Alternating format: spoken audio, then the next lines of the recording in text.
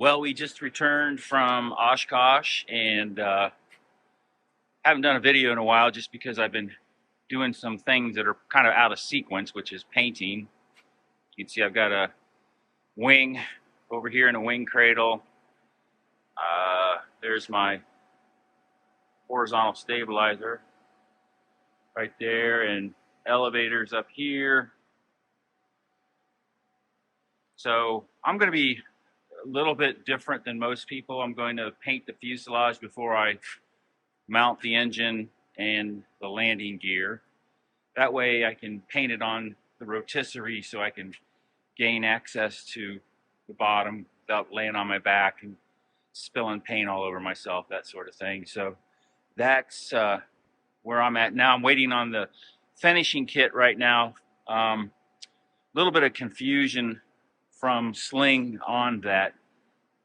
And I'll tell you what happened is the fact that when I placed my order for the kit, I said I want the whole kit, the entire kit, and I'm paying for the entire kit up front.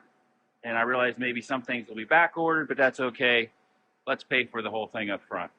Send me the invoice, sent them the payment, and now here we are 11 months later, and I'm being notified that the finishing kit is now available. It's in Torrance, and attached to that was an invoice for the finishing kit, and that caught me off guard.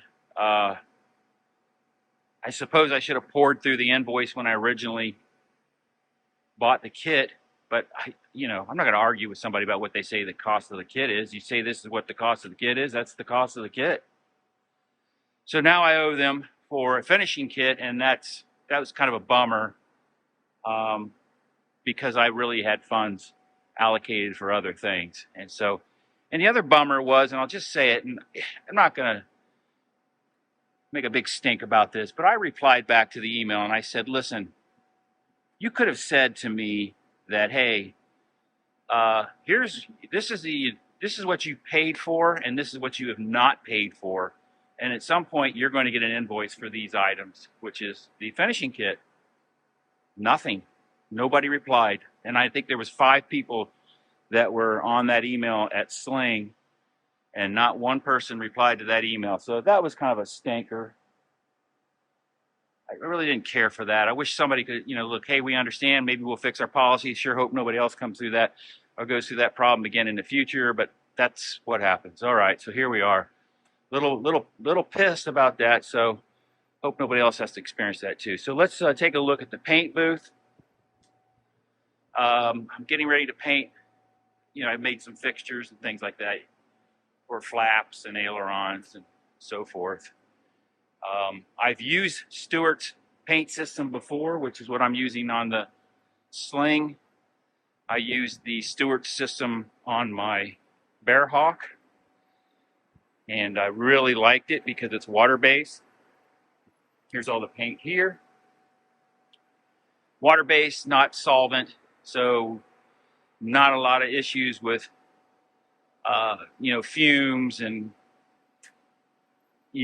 things that happen when you're dealing with solvents. So I prefer the Stewart system. But this is the 21-foot inflatable paint booth that I have. I've got my LED fluorescent lights up. This is the left wing, and so far I've painted the Bahama blue, I've painted the white, I painted the blue pinstripe, painted the green, and now we're going to go with the dark blue, which you can see here. That's what it will look like when it's finished. So this is the last color that'll go on this wing. So just a quick update there on where I am on painting. I will probably continue to paint the rudder and vertical stabilizer and wheel pants and gear legs. Then I'll get the finishing kit. Then I'll paint. Well, then I'll install the canopy. Then I'll install the top panels. Then I will start painting that. So that's where I'm at. Quick update. Thanks for watching. You see the tents out here. We just got back from Oshkosh, drying out. Had a great trip. Enjoyed the Sling Ding. Got to talk to a lot of people there and hear what's going on with the company, which is really fantastic. So quick update. Thanks a lot.